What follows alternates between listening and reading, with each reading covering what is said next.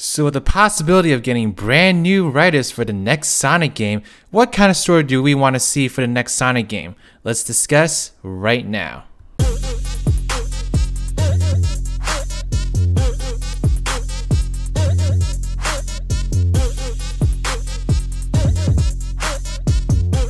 got hot sauce in my bag, swag.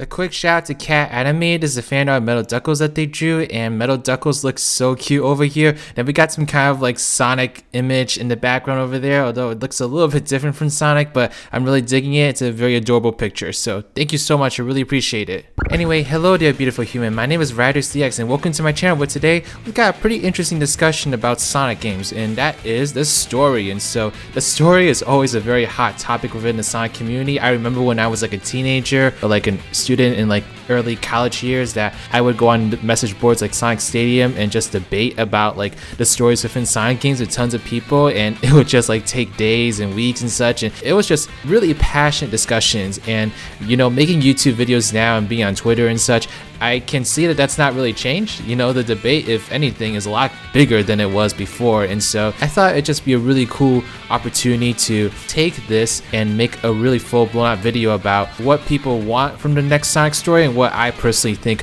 would be great for the next Sonic story. But the reason that this discussion has been brought up in particular is that there's a possibility that the current writers of Sonic games may have been replaced. And so there was this tweet that came out from this Twitter user that basically insinuated that the writers that have been writing the Sonic games for the past like decade or so may have been replaced. And so here's what he said. Went on a whim and decided what everyone's favorite Sonic writer duo are up to and found their LinkedIns. First is Pontax and the latter is Graphs. Seems like they're no longer writing for the series. And so if you went into those images, then you'd see that the duration that they've been writing for Sonic games goes up to 2018. And so that means that as of 2019 or so, they're potentially no longer writing for the Sonic series. And this created quite the reaction within the community. Now, I will say though that I found this tweet later on from Bulbasaur that basically talks about the fact that this may not actually mean that they are not working at Sega anymore. So here's what he had to say. Turns out Pontac and Graph are not confirmed to no longer work at Sega. They are contracted for their work, and their job profiles supposedly show fall 2019 to mean that was the last time they were contracted by Sega. They are still up in the air to work on Sonic again. And so, because they're contracted workers, this does not necessarily mean that they are gone from Sega, but there is that potential nonetheless. And people reacted to the news in a very humongous way. And so I went to my Twitter, you know, like I always do, and asked for people's opinions on what they want the next Sonic game story to be like. And when I got the answers, it was very confusing. I'm not gonna lie. You know, everyone has a very interesting and unique idea of what they want the next Sonic story to be, and it honestly is really overwhelming to think about because everyone kind of has their own vision of what they want the story to be like, and I don't know how Sega could take all this and make something that pleases everyone. And so here are just some of the comments that I got. I want a game like Unleashed where it's both comedic and dark. People hate the writing nowadays. I don't get why. Sure, Forces wasn't the best, but TSR really got Sonic's personality right. Still though, I would like the writers to get more inspiration from heroes. Make a story around the gameplay. That's all. You know the Sonic movie? Do that, but in a video game. Anything that doesn't make Sonic seem too big-headed, and if there are more characters like Blaze or Espio, don't make them seem useless like Force portrayed them. I'd like something similar to the IDW comics, where it's dark and serious at times while not being too edgy at the same time. However, a bit of fun moments would be good too, as long as it doesn't take up too much of the story. The whole goofy direction to start with Sonic Colors hasn't really been working. Yuji Naka created Sonic to be this cool, family-friendly kind of character for everyone to love and enjoy. Sonic Team Dark going full-on kid-friendly was best for the series. Not only did Sonic get a bad reputation in terms of social media, but it seems that a lot of things in society are appealing to kids by becoming memes. Dark Age Sonic games actually had good stories despite the game itself being bad or unplayable. They need to stop with the whole goofy meme-ish storytelling that tries to mainly appeal towards kids and actually put effort in the story like how they did in the Dark Age, and not give the lame excuses of this being a kids game and that we shouldn't put effort in the story. The type of writing we saw in Unleashed and Black Knight. Sonic was cocky and annoying, but caring and noble. It was a great balance that I feel has been lost since Black Knight. Forces tried to have it, but that attempt was laughable and cringy in my opinion. 2008/2009 era of Sonic. Fast and fun, but getting serious when it needs to. characters have little arcs and feel more like people than caricatures. No classic Sonic. And while I know it won't happen, but I'd love to take place on a mixed world of Mobians and humans. Damn, that's actually a really hard question. I think Rise of Lyric had a pretty nice story idea, and Adventure Studio had the best one, but maybe Planet, I kinda want a base builder element to it, you know, go someplace, upgrade this and that. I'd love a story either similar to Heroes or similar to Black Knight, not as much like the same concept, but more so that same feel, like not overly cheesy, but more so like a confident, well-written, and fun story. Not too serious, but not too goofy either. And I think that last statement really sums it up for you. People want a little bit of everything, basically. You know, they want some lightheartedness, they want some darkness, but not too much of either one. And striking this balance has been something that Sonic struggled with, or like has tried to do for a very long time, because we've had stories that range from ancient creatures wreaking havoc on Station Square to no copyright law in the universe is going to stop me! And so the diversity within Sonic's stories in terms of tone, script writing, and characterization is wide, like really wide, and we basically have seen Sonic in a little bit of everything. I mean, we've had Sonic in really serious stories like Sonic 06. We've also seen Sonic in very kind of meme heavy culture like Sonic Boom. We've seen Sonic in just so many different iterations and such, and that it's really difficult to pinpoint just who Sonic should be at this point. And if you all recall, like, this has been an issue that's been going on since Sonic first debuted, actually, because there were even differences between America and Japan in terms of how they are portraying Sonic. You know, Sonic had a very like 90s attitude within the Americas, while Sonic was a little bit more understated in Japan. And you know, this was even seen in the cover art between different Sonic games during that time, and that's just become more and more infested as times have gone. And now people just have all these insane ideas of what they want Sonic to be and what they want Sonic to act like within the Sonic stories. And I guess the final question I want to ask now is like, what should a good Sonic story have? Like, what's the most important things? And what would be the story that would please as many people as possible? And so my personal view on this is that I also want a little bit of everything. You know, I don't want a story that's completely dark and edgy, you know, not to the level of, say, Shadow the Hedgehog or Sonic 06, but I do like having some sort of urgency within Sonic games. And I also do like the comedic elements of Sonic, because Sonic himself is a very lighthearted character, and there's a lot of humorous characters within the universe that I would hate to see like get scrubbed off just because we're so against, like, you know, comedy or like jokes now, because Sonic's always had a little bit of comedy in him, you know, at least the good Sonic stories did, but there was a certain way of doing it that I think has been missing in some of the recent Sonic games. And so what I decided to do here is actually scour the internet for some examples of what I think are really good representations of Sonic stories, and I basically broke it down to various categories. And so I have like lightheartedness, heartwarming moments, intense moments, and comedic moments. I found some good examples of each of them that I'm going to share right now. And I think by sharing these examples, you can kind of see like what I personally think brings out a good Sonic story, and maybe perhaps will shed more light on how you can make all these elements come together to make a truly good Sonic story. And so the first topic I'm going to go into is lightheartedness. And for this one, I actually chose the first cutscene of Team Sonic stories in Sonic Heroes. Now, I know Sonic Heroes is not typically a game that's cited for its story, but I thought that this cutscene, it was first of all my introduction to Sonic, and it kind of was the cutscene that really triggered my interest in Sonic as a kid, because I really just liked the whole vibe of this cutscene, and I felt like I understood what Sonic was all about just from this one cutscene. And so let me show it off right now so y'all can kind of get what I mean.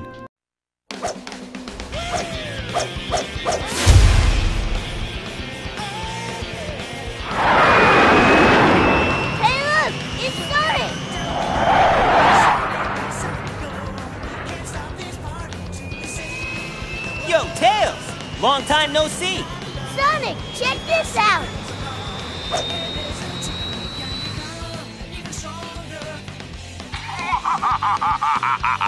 Guess what, Sonic Heroes? I finally developed the ultimate weapon. In 3 days, I'll conquer the world. Think you can stop me? Sounds like an invitation to party. What are we gonna do, Sonic? No worries. We've got this one. Ha! Think I'd miss this? Time to crack that Eggman wide open! Yeah, let's party!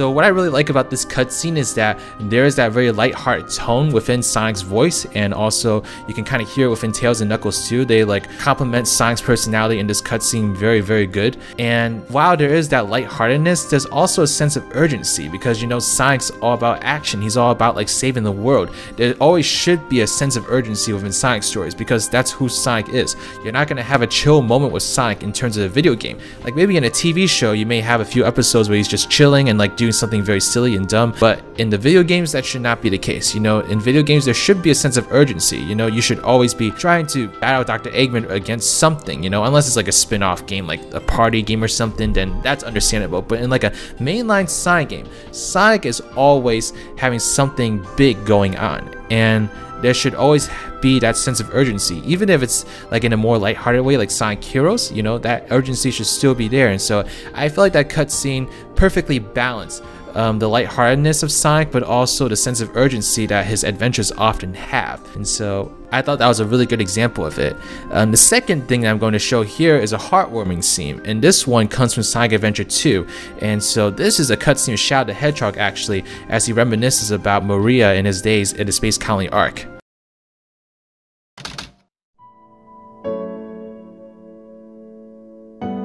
Shadow, what do you think it's like on Earth? The professor said his life's work was dedicated to all of those who live down there. He once told that the reason for his existence was making people happy through the power of science. Shadow. Maria, I just don't know anything anymore. I often wonder why I was created, what my purpose is for being here. Maybe if I go down there, I will find the answers. Maybe. Maria. Why so melancholy?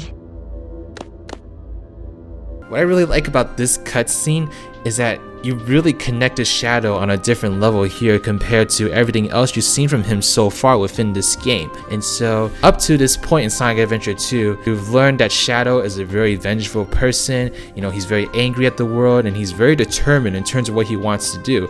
His whole motive isn't entirely clear yet, but you kind of get a sense of what motivates him, which is Maria, and like avenging her and her death. But in this cutscene, you get a different side of Shadow. You get a more lighthearted side that seems a little bit more hopeful, that's questioning his purpose, and just really like opens up Shadow's character a little bit more within Sonic Adventure 2. And I really like this moment because Sonic Adventure 2 is a very fast-paced storyline overall. You know, there's not a lot of time to really sink into a lot of the meat within Sonic Adventure 2, just because it's a really urgent feeling game. You know, there's even like countdowns like throughout different levels within the game that really establish that sense of like, this is serious, we need to get this done ASAP. You know, Sonic needs to go faster than he's ever gone before to solve this crime. But taking this moment to sit back and really dive into Shadow's character, you know, it really made me care for him. And it's not easy to make a heartwarming scene work because you really need some good character development to get to that point. And I really felt like Sonic Adventure 2 was one of the best examples of having good character development, because it started this whole like slew of people that love Shadow the Hedgehog, and it made so many people love him that he even got his own game. You know, no matter what you feel about Shadow the Hedgehog nowadays, you have to admit that his initial appearance in Sonic Adventure 2 is the catalyst for so many things that people want out of this franchise now, and that is because of Shadow the Hedgehog. You know, Shadow the Hedgehog was written in a way that made people want this, that made people want stories like this, that made people want character development like that. And I just think that this scene is one of the great examples as to why people want that out of Sonic games. Now the next one I'm going to talk about is intensity, and for this one I'm going to go into a cutscene from Sonic Adventure during the final boss where Sonic and Takao are talking about perfect chaos and how they should manage him. Oh, it's you!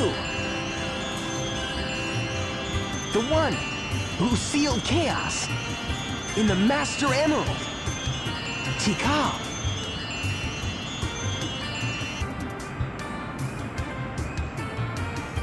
My heart has always been in the Master Emerald along with Chaos's.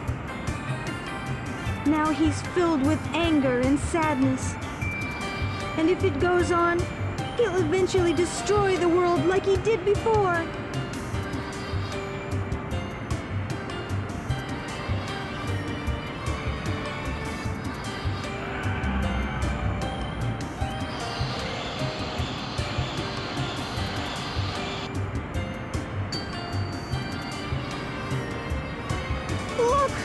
He's absorbed the Emerald's power. He must be sealed in the Master Emerald now! How can that help? It won't change how he feels inside, will it? His heart will still remain in turmoil, and his anger just won't vanish. He'll just be trapped forever. What choice do we have?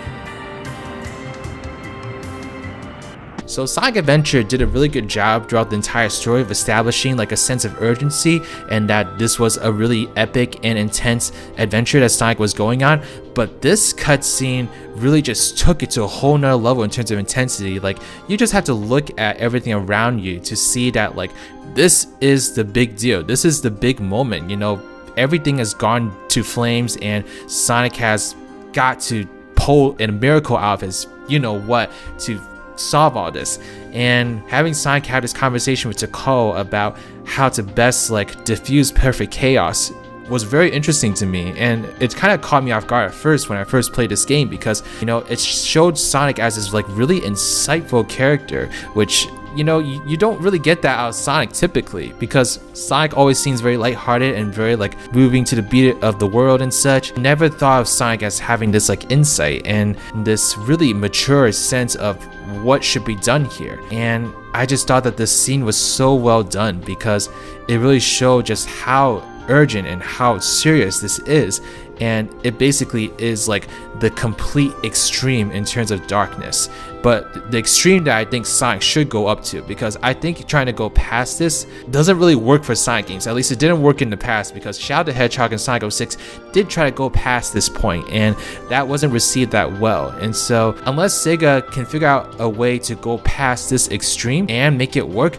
I think this is as dark as like Sonic should get within storylines. And I think that this scene with Takao and Sonic is the perfect example of how to navigate those scenes. And so we've got a lot of like intense and heartwarming like discussion so far in terms of like the serious side of Sonic, but now I'm gonna kind of go into like the comedic side of Sonic, because I do think the comedy of Sonic games is a part of Sonic 2 and it should not be abandoned either. Like even the adventure games, you had moments where Sonic was lighthearted and was comedic and try to crack some jokes here and there and try to like tease people, like Knuckles for example. And so this here is actually a cutscene from Sonic Unleashed, and it's very close to the end too, and this really is a very funny moment within the game in my opinion. And so here it is.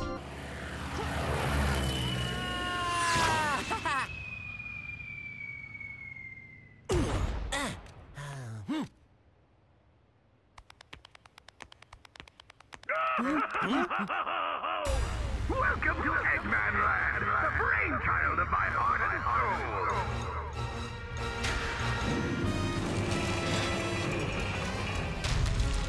This is my magnificent empire, made possible through my genius and the limitless energy harnessed from Dark Gaia. What? Whoa, this place is crazy. I'll never understand Eggman's tastes. Get a good shot. Surprised? Yes, of course you are. Sonic! If you have any complaints, come deliver them to me in person. If you can, that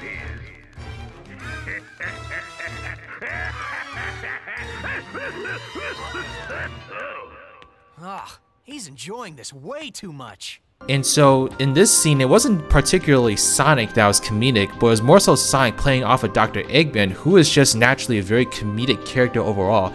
Now, this is something that I'm sure a lot of people will agree with, but I think Dr. Eggman is probably the best written character within the Sonic franchise right now.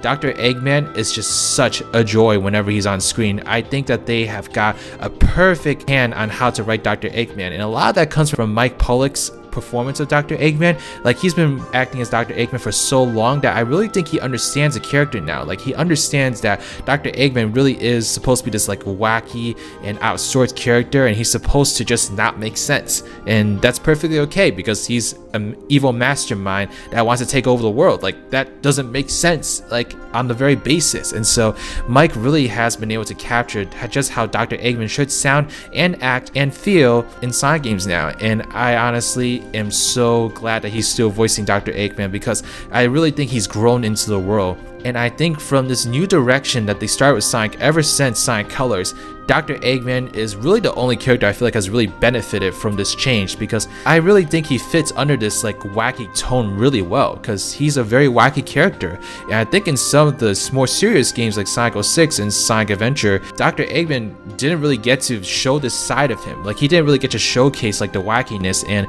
the fun that he has. But I think games like Sonic Unleashed really allowed Eggman to showcase this side of him. And I will even say like Sonic Colors did a really good job showing Eggman in this format as well. Like, I have no issues with Eggman's performance in those games. I think Eggman was the best part of those stories, and I really don't want them to lose this part of Eggman if they decide to take the story in a more serious role, because I really think Eggman shines very well in this. And another great example is Sonic Boom. I think Eggman is such a hoot in Sonic Boom. I really love his characterization in that game. And so this kind of leads me to like my final point, and the only way I can kind of make sense of how to approach the next story of a major Sonic game is really understanding the characters, understanding what their strengths are, understanding what people love about them, and utilizing that to the very max. And so for Sonic, for example, people love that he's a hero. You know, people look up to him, and people don't want Sonic to be an asshole, because, you know, Sonic isn't. He's not supposed to be. He's supposed to be this heroic character that everyone looks up to, that's supposed to be like a role model that everyone sees like a hero within. And I think games like Sonic Adventure, Sonic Adventure 2, and Sonic Heroes really captured that very well. I think what they kind of went wrong with in more of the recent Sonic games is that Sonic doesn't really seem like just a hero anymore. He seems more like a cocky, like, asshat. I'm sorry, but that's what Sonic seems like now, and it just makes him not that likable anymore. And I think they tried to capture like the 90s personality with Sonic, but I think they are harking too much on like the really cocky persona of his, because Sonic is supposed to have a lot of heart as well, and he's supposed to be a role model to people, and that's what makes Sonic likable. That's what makes Sonic Sonic. And so I think one example recently that portrays Sonic pretty well is actually the Sonic movie. And so the Sonic movie did a really good job, because they were trying to capture that 90s attitude, but they gave Sonic a lot of heart too. Like, they didn't make him a jerk, they made him someone that saw the good in the world and wanted to bring it out. And I think that's such a strong characteristic of Sonic that really needs to be showcased more. And I just don't feel like recent games have really done that very well, and they either don't do that or they try to and it's just cringy. So hopefully they can understand that aspect of Sonic and really bring that out. Another example that I want to bring up here is Tails. And so I think Tails is unfortunately one of the worst written characters right now. Like, I don't like how Tails is written in Sonic games anymore. They basically like wrote out all of his development from the previous Sonic games and just made him this like really useless side character that no one really wants there. And that's so sad, because Tails used to be like this amazing teammate of Sonic, and he would hold his own in battles. Like, he would contribute tons, but now Tails seems like a needy sidekick for Sonic, and I just don't think that's what Tails should be. Within Sonic Adventure, when Tails defeated Dr. Eggman and saved Station Square, that was his defining moment for me as a kid. I thought Tails was the within that moment, and I really think they need to bring that Tails back, because Tails is not supposed to be this guy that doesn't know what's going on, is afraid to fight. You know, Tails is someone that will get in there with Sonic and fight side to side with him. Like, he should not be delegated to just like a sidekick role. Like, he should be a partner to Sonic, and I really want that for him. And of course with Eggman, you know, understanding that he is a wacky character and he is going to say ridiculous things, you know, having him like be like the ultimate source for comedy and having all the characters like bounce off of that, I think is the best way to still inject some lightheartedness and comedy into the game. Because trying to force like Sonic and Tails to make all these like really cringy jokes and such, it just didn't feel natural. I think when Sonic Colors first came out, I didn't mind it and actually kind of liked it, because it was just such a refreshing thing from having like all those Dark Age Sonic games like from the years prior. But looking back on it now, this isn't who Sonic and Tails are. Like, this is not who they should be, and I really think that they need to get back to the drawing board and just understand who these characters are and really pull from that. And so to conclude, I don't know what the perfect story is in terms of tone, plot, or anything else really. You know, that has to be up to, you know, writers that actually do this for a living, because I'm not a writer and I don't know how to approach that.